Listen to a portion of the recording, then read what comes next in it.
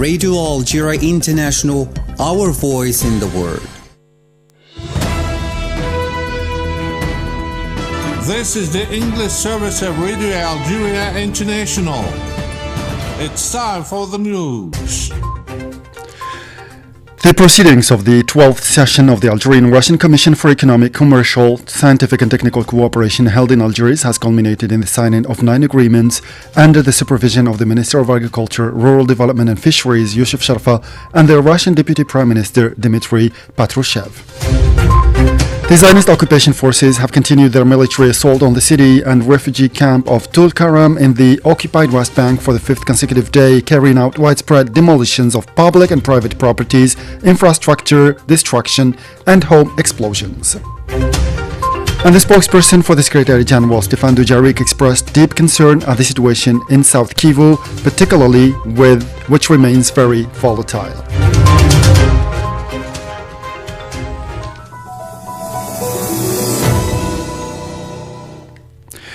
Those were the headlines and the news in detail from Radio Algeria International. Good afternoon. First, the proceedings of the 12th session of the Algerian-Russian Commission for Economic, Commercial, Scientific and Technical Cooperation held in Algiers has culminated in the signing of 9 agreements under the supervision of the Minister of Agriculture, Rural Development and Fisheries, Youssef Sharfa, and the Russian Deputy Prime Minister, Dmitry Patrushev. More details in this report with our colleague Said Bougazi.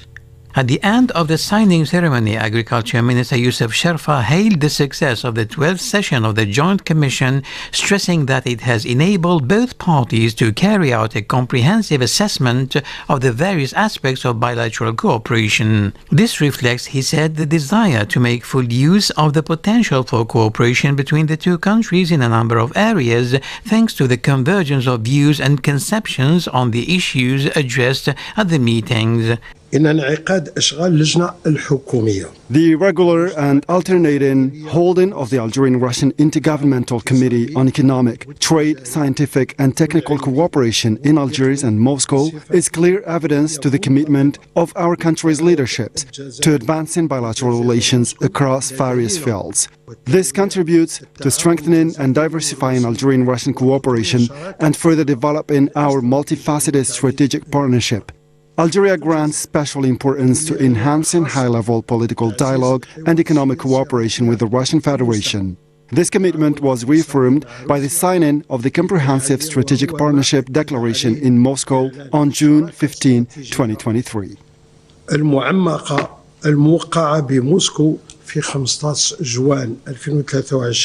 The minister also called for further strengthening of Algerian-Russian cooperation through the implementation of joint investment projects on a win-win basis and to support economic operators in both countries to establish bilateral partnerships and implement structuring and productive investment projects. وإذ نثمن المجهودات التي تم بذلها خلال السنوات السابقة. While appreciating the efforts made in recent years to build a strategic relationship between our two countries, the achievements in economic cooperation remain below the vast potential of both Algeria and Russia. This is reflected in the relatively modest volume of economic exchanges, which are primarily limited to trade, with an almost complete absence of investment. Therefore, it is essential to strengthen and diversify bilateral cooperation at the institutional and economic levels by expanding and intensifying partnership and investment projects based on a win-win principle. For his part, Mr. Patrushev welcomed the conclusions of this session and the bilateral talks held on the sidelines of the event, highlighting his country's desire to strengthen bilateral cooperation, notably in the economic sphere. The Russian official also reaffirmed his country's desire to extend bilateral cooperation to other technical, cultural, scientific and sporting sectors, underlining that Russia is ready to increase the number of scholarships for Algerian students wishing to study in Russian universities, which currently train 2,000 Algerian students. Now, in his capacity as special envoy for the President of the Republic, Mr. Abdelmajid Tebboune, the Minister of Communication, Mohamed Mouziane, has been received in Gaborone on Thursday by the President of the Republic of Botswana, Duma Gideon Boko, according to a press release from the ministry. During this meeting, Mohamed Mouziane handed over a letter from the President of the Republic to his counterpart in Botswana, conveying the fraternal greetings of President Tebboune, as well as his aspirations to strengthen bilateral cooperation, relations, and coordination in various areas of common interest, according to the same statement.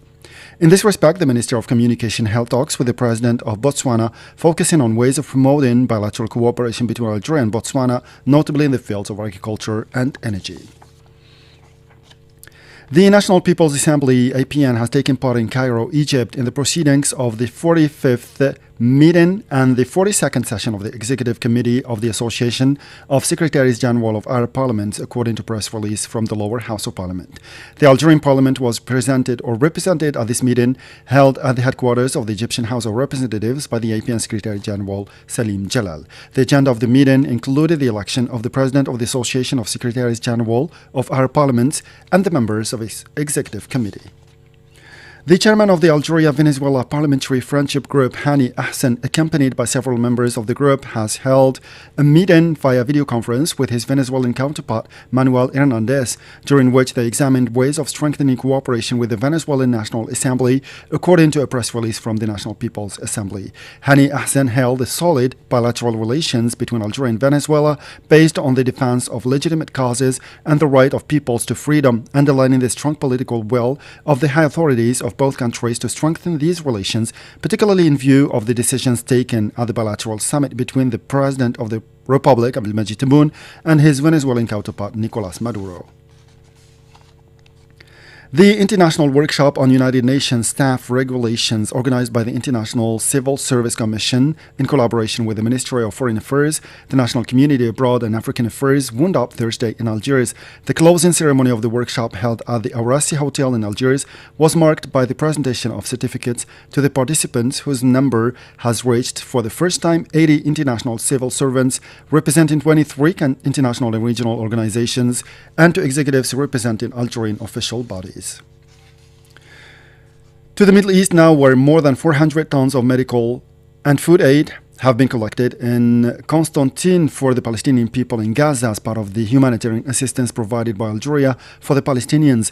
A solidarity caravan loaded with this aid was dispatched on Thursday from this province to the Food Aid Collection Center in Blida and then sent to the Palestinians. A joint initiative by the local authorities, Algerian Red Crescent, charitable associations, economic operators with a broad public participation, this caravan is made up of 27 large trucks. And the spokesman for the United Nations Secretary General Stéphane Dujarric has said that the UN Agency for Palestinian Refugees, UNRWA, is continuing its activities in all the occupied Palestinian territories, including East al-Quds, despite the entry into force of a new Zionist law prohibiting its work. They continue to provide aid and services to the communities they assist. UNRWA's clinics in the West Bank, including East al-Quds, are open and humanitarian operations in Gaza continue, said Stéphane Dujarric. He added, however, that there were no longer any employees at the agency's headquarters in Al-Quds, dealing mainly with administrative tasks. We had taken precautions. All the equipment inside the headquarters, the files, the computers, have been withdrawn, as well as the vehicles, he added. Let's listen to Stéphane Dujarric. UNRWA told us today, and we've been speaking to them by phone a number of times this morning, that they are continuing to deliver assistance and services to the communities they're serving. UNRWA clinics across the occupied West Bank, including East Jerusalem, are open. Meanwhile, the humanitarian operations in Gaza continues, including with UNRWA work there. UNRWA says it is committed to staying and delivering. That was the spokesman for the United Nations Secretary General Stéphane Dujarric speaking. Turkey has condemned the decision by the Zionist entity to ban the activities of the UN Agency for Palestine Refugees UNRWA in the occupied Palestinian territories. The Turkish Foreign Ministry said in a statement relayed by the Palestinian news agency Wafa that the decision by the Zionist entity to ban UNRWA activities in the occupied Palestinian territories was a blatant violation of international law. The Turkish diplomacy also recalled that UNRWA was founded in 1949 by a resolution of the UN General Assembly and that it continued its activities with the firm support of the UN member states. Still in the Middle East, the United Nations Special Rapporteur on Housing Rights, Balakrishan Rajagopal, has said that what has happened in the Gaza Strip is a genuine genocide that has left an unprecedented devastation since the Second World War. Said Bouhazi has more details. In a statement carried out by the media, Balakrishnan Rajagopal underlined that the devastation in the Gaza Strip is unprecedented in its scale, brutality, and its enormous impact on the Palestinians living there. The UN rapporteur said, "I have been working in the field of international relations for over 40 years and I have never witnessed such a devastating conflict. I can say that since the Second World War, when Hiroshima and Nagasaki were bombed by nuclear bombs, and even in Dresden, Germany, there hasn't been the destruction like that in Gaza. What has happened in Gaza is a veritable genocide because it is creating conditions that make life impossible and make it impossible to survive and render the territory uninhabitable," said the UN official. "If you make an area or a place uninhabitable for the people who are living in it, then it's an act of genocide," he said, adding that those responsible must take responsibility before the international tribunals. And Zionist occupation forces have continued their military assault on the city and refugee camp of Tulkaram in the occupied West Bank for the fifth consecutive day, carrying out widespread demolitions of public and private properties, infrastructure destruction, and home explosions. Said Bouhazi reports again. At dawn today, Zionist occupation forces detained 5 young men after besieging 2 houses in the city. The raid was accompanied by heavy gunfire and the intensive presence of reconnaissance drones flying at low altitudes. A Wafa correspondent reported that occupation soldiers surrounded a house in the El Muhandisin housing area east of the city. Using loudspeakers, they ordered those inside to surrender. Simultaneously, a special Zionist military unit supported by armored vehicles besieged another house in the southern part of the city. Occupation forces fired live ammunition and sound bombs towards the houses, triggering clashes in the area. In the meantime, Zionist occupation forces continued their siege of Thabet Government Hospital and El Isra Specialist Hospital in the city, taking over surrounding high-rise commercial buildings and obstructing the movement of ambulances and medical personnel, subjecting them to searches and field interrogations. Additionally, Israeli troops detonated several homes in the narrow alleyways of the besieged Tulkaram refugee camp after forcibly evacuating residents at gunpoint. Explosions were heard throughout the camp, along with the burning of makeshift tents and structures. Still in the occupied West Bank, 2 Palestinians were murdered by Zionist occupation forces in Jenin on Thursday evening in the north of the occupied West Bank, Wafa news agency reported. The General Authority for Civil Affairs announced that it had informed the Ministry of Health of the martyrdom of Yazan Hatim Atiyah Al-Hassan from Jenin and Amir Ahmed Abdurrahman Abu Hassan from the town of Yamun, west of Jenin, according to Wafa, noting that the bodies of the 2 Palestinians had not been returned to their families.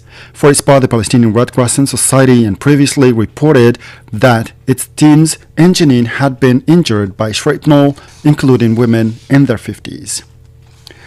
UN Secretary General Antonio Guterres has called for an immediate evacuation of 2,500 wounded Palestinian children from the Gaza Strip so that they can receive medical care. 2,500 children must be immediately evacuated from the Gaza Strip for treatment, which guarantees that they will be able to return to their families and communities, wrote Antonio Guterres in a message published on social networks. He said he had been deeply moved, untouched by the testimonies, and impressed by the dedication of the doctors who worked in Gaza.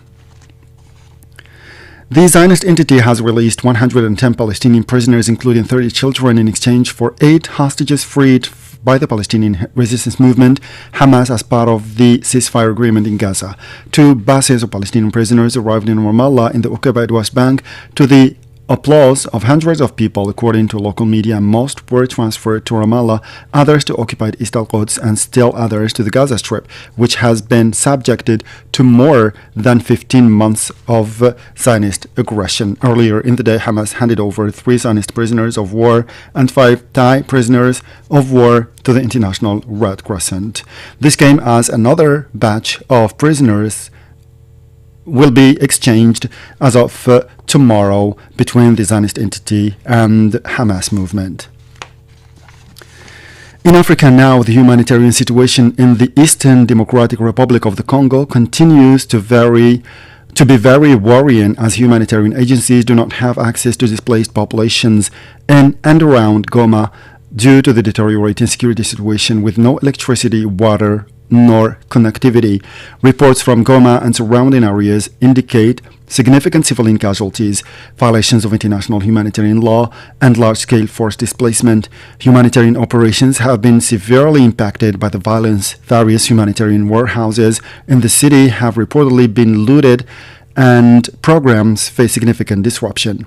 The spokesperson for the Secretary General, Stéphane Dujarric, expressed deep concern at the situation in South Kivu, particularly, which remains very volatile, with credible reports that the M23 is moving rapidly towards the city of Bukavu, adding that the mission say that their report of Rwandan Defense Forces cross-border movements in that direction. Let's listen to him. We are deeply concerned by the situation in South Kivu, particularly, which remains very volatile, with credible reports that the M23 is moving rapidly towards the city of Bukavu. In addition, our colleagues in the peacekeeping mission say that there are reports of Rwandan Defense Forces cross-border movements in that direction. Clashes are continuing to be reported between the M23 and the Congolese armed forces and allied forces south of Minova in South Kivu. As a reminder, peacekeepers withdrew from South Kivu province in June of last year. Today, our colleagues are also concerned about humanitarian security risks, particularly interethnic conflict in the absence of UN peacekeeping forces in that area. In Goma, which is in North Kivu province, the situation remains tense and volatile, with occasional shooting continuing within the city.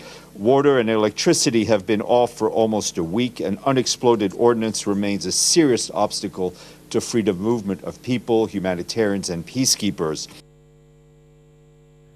That's the end of our news bulletin. Time now for a special program devoted to the situation in the occupied Palestinian territories by our colleague Masoud Sharfi. It will be followed by our weekly program, Our Talks, by our colleague Asya Bakar. As for me, I'll meet again tomorrow. Thank you and goodbye.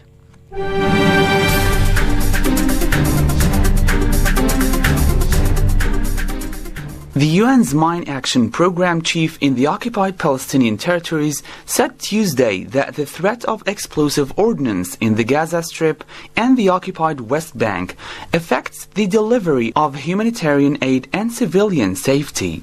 Briefing reports in New York from Gaza, the chief of the Mine Action Program in the occupied Palestinian territories, Luke Irvin, said at least 92 people have been killed or injured from explosive ordnance since October 2023. UNMAS has been operating in Gaza and the occupied West Bank since 2009. We have, like the rest of the UN, remained in Gaza throughout the past 14 months of hostilities and continue to adapt to the changing needs of the ceasefire response. Over the past 14 months, our teams have encountered a range of explosive ordnance, including aerial bombs, mortars, rockets, projectiles, grenades, and improvised explosive devices. These have killed and injured civilians in Gaza, and they have risked preventing humanitarian activities from taking place safely. Preliminary data, collected through reports by individuals to our online public information system, shows that at least 92 people have been killed or injured from explosive ordnance since October 23. And we are continuing to receive reports of incidents from both before and during the ceasefire. He also said that since the ceasefire came into effect, informal reports indicate that civilians are coming across explosive ordnance in their homes. He described the risk to civilians as they encounter explosive ordnance in previously inaccessible areas. Since the ceasefire came into effect, people have started returning to their homes, and humanitarian personnel can reach areas which have previously been inaccessible. Yet we have already received informal reports of civilians coming across explosive ordnance in their homes, and humanitarian convoys are finding items more and more as we reach new areas which we previously could not get to. This includes large aircraft bombs, mortars, anti-tank weapons, rockets and rifle grenades. No clear figure exists on people injured or killed by explosive ordnance so far, but we've received unverifiable reports on 24 victims since the ceasefire has taken place, which averages to over 2 people per day. UNMAS has focused on scaling up on our response, making sure people know how to navigate the explosive threat, particularly when returning to their homes along routes or in areas that may be contaminated.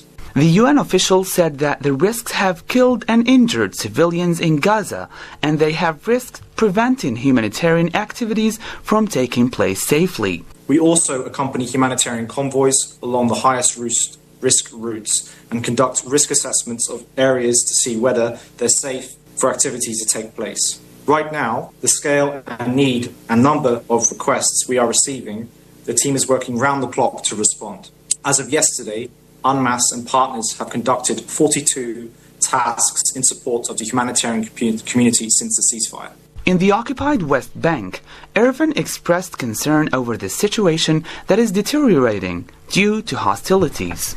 He reported a significant increase in the number of explosive items found over the past months throughout the West Bank, including in populated areas.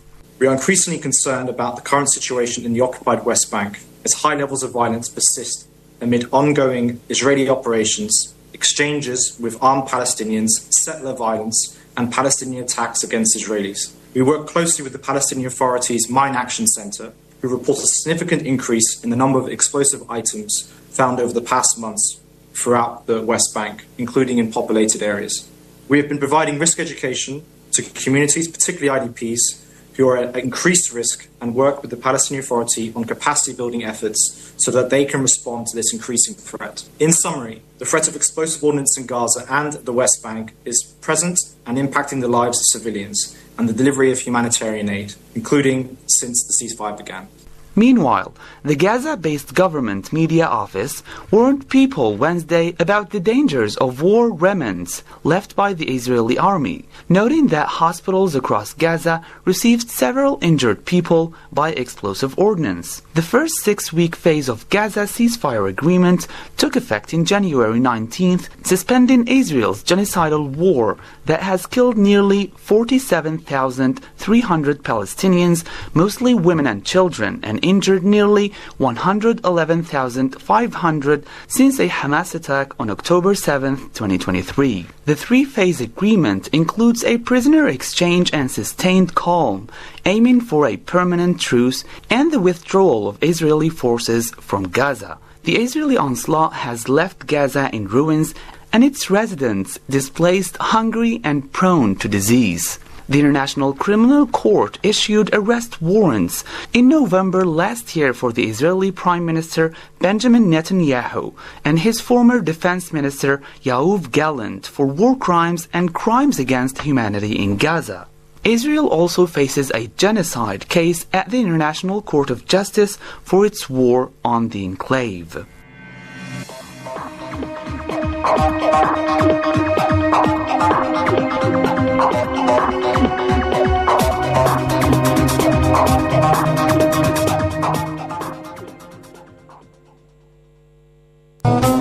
Our Talk, a weekly program with guests activating in different fields.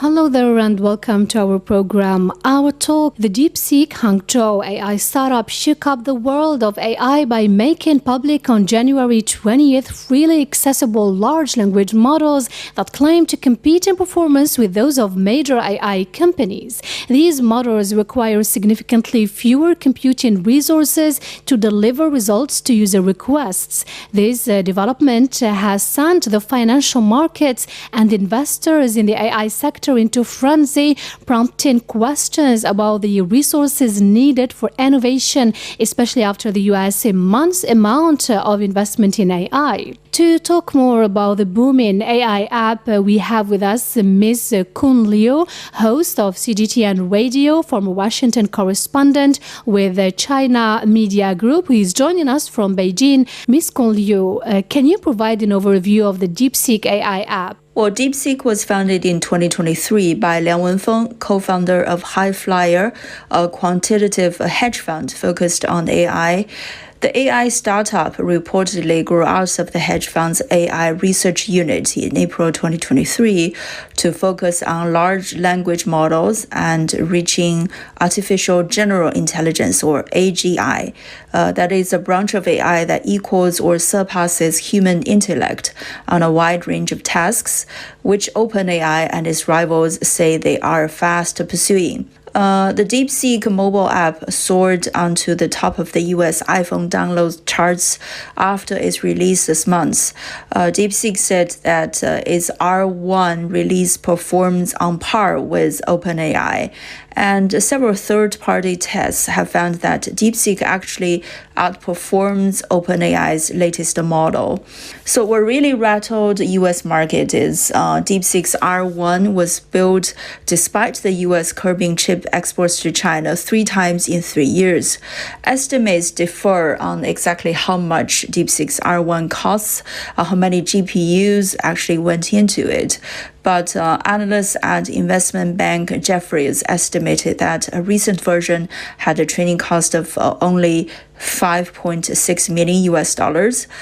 Regardless of the specific numbers, reports agree that the model was developed at only a fraction of the cost of rival models by OpenAI, Google, and others. Another significant aspect of DeepSeek is that its code is open source. This means that unlike proprietary AI solutions, anyone can access, modify, and deploy the technology. The rapid growth of the DeepSeek startup in less than 2 years, with investment of only $6 million US, demonstrates that technological advancement, particularly in AI, requires more than just a substantial budget. What are some other key factors that contribute to the successful development of AI beyond financial resources? So I can talk about the factors that might have contributed to the development of AI in China's case.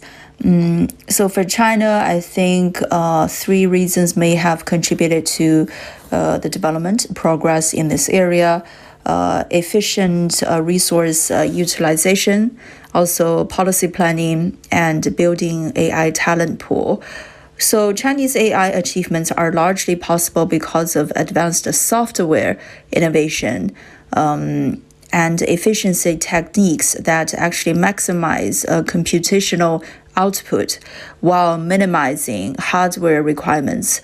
So despite the restrictions to cutting-edge NVIDIA GPUs, Chinese AI labs have been able to produce world-class models, illustrating the importance of algorithm innovation in overcoming hardware limitations.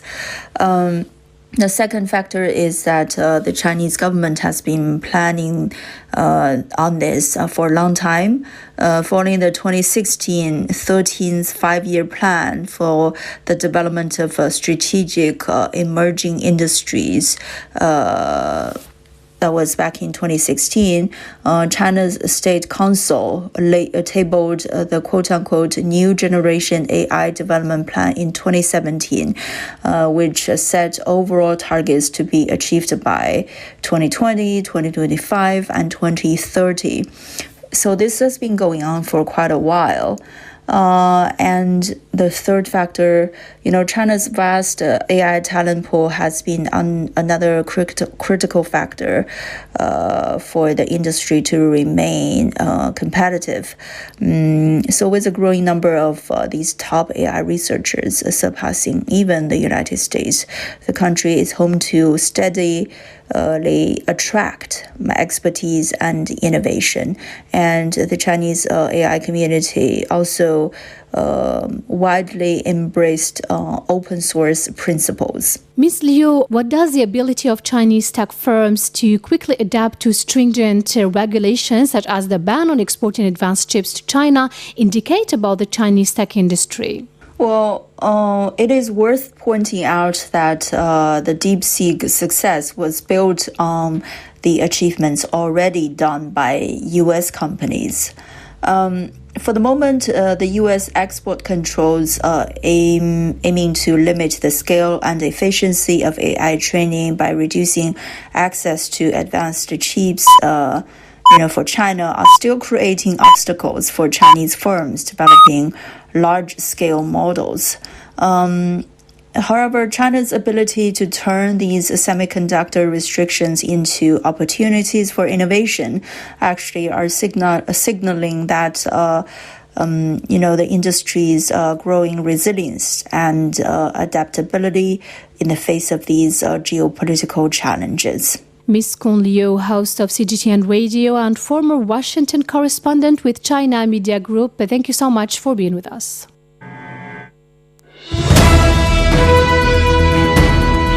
Sintonizan Radio Argelia Internacional. El diario hablado. Hola, ¿qué tal? Argelia y Moscú estrechan sus lazos y consolidan sus relaciones bilaterales a raíz de la firma de 9 acuerdos que coronan las labores de la 12ª sesión de la Comisión Mixta Intergubernamental Argelia-Rusia.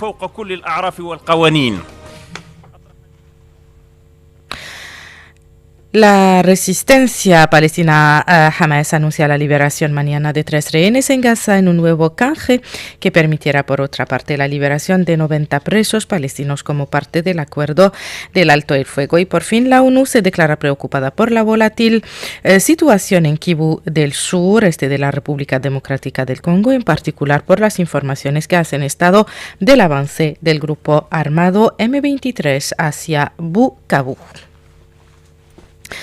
Iniciamos, estimados oyentes, nuestro diario hablado de esta tarde con la situación, con la actualidad nacional, como enviado especial del presidente de la República, Abdelmajid Tebboune. El ministro de Comunicación, Mohamed Meziane, fue recibido ayer en Gaborone por el presidente de la República de Botsuana, Duma Gideon Boko, a quien entregó una carta del presidente de la República, carta en la cual expresó sus aspiraciones a reforzar la cooperación y la coordinación bilaterales en diversos ámbitos.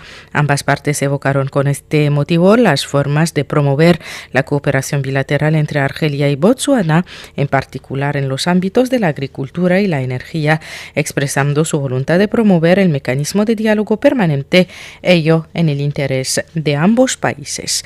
En cooperación siempre, y tal como decíamos en portada, Argelia y Moscú estrechan sus lazos y amplían su asociación económica a raíz de la firma de 9 acuerdos que coronaron las labores de la 12ª sesión de la Comisión Mixta Intergubernamental Argelino-Rusa, de la cual nos informa a continuación Sara Hallel. El ministro de Agricultura, Desarrollo Rural y Pesca, Youssef Sharfa, y el viceprimer ministro ruso, Dmitry Petroshev, copresidieron este jueves en Argel la 12ª sesión de la Comisión Mixta Intergubernamental Argelino-Rusa de Cooperación Económica, Comercial, Científica y técnica.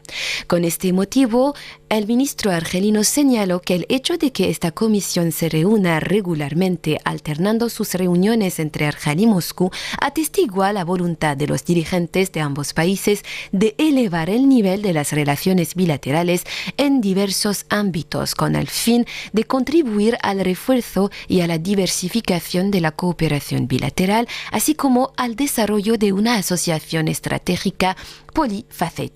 في الجزائر تولي عناية خاصة Argelia concede especial importancia al refuerzo del diálogo político de alto nivel y a la cooperación económica con la Federación Rusa. Este compromiso se reafirmó con la firma en Moscú el 15 de junio de 2023 de la Declaración de Asociación Estratégica Global, que dio a las relaciones argeno-rusas una dimensión y un alcance estratégicos distinguidos. Confío en que los trabajos de esa sesión darán un fuerte impulso a la cooperación entre nuestros dos países, elevándola a niveles superiores que se alineen con las aspiraciones de nuestros dos pueblos amigos en ámbitos de interés mutuo. Por su parte, Patrushev subrayó la necesidad de ampliar la cooperación entre Argelia y Rusia a otros sectores y de diversificar las relaciones bilaterales, destacando los medios disponibles para poner en marcha proyectos de inversión conjuntos en diversos ámbitos, como la energía, la industria, la educación, la sanidad, la cultura y el deporte. Rusia está trabajando para unificar y reforzar la cooperación con Argelia en diversos sectores económicos, como la energía, la industria y los productos farmacéuticos. Nuestros dos países ocupan una posición destacada y de liderazgo en la producción de petróleo y gas, además de poseer importantes reservas de recursos minerales sólidos. Esto ofrece grandes oportunidades para profundizar en la cooperación. Además, podemos poner en común nuestros conocimientos, capacidades y recursos en otros campos para lograr una mayor integración y desarrollo.